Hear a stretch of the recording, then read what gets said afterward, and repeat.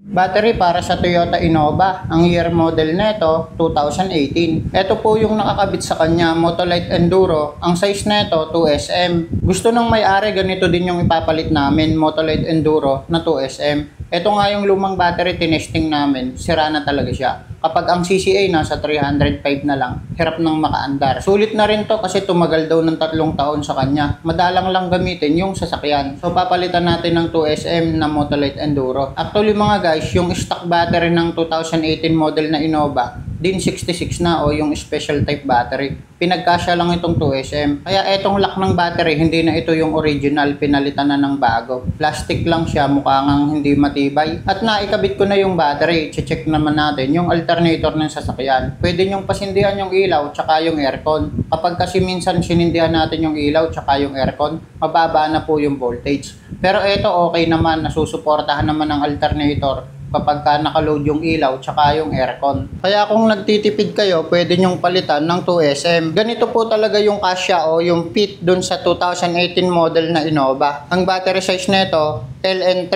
o din 66. Sa Amaro naman, din 74. Kaya lang mas mahal kasi to compare sa mga 2SM battery. So sana nagkaroon kayo ng idea dito sa video na to. Maraming salamat po. Sana nakatulong.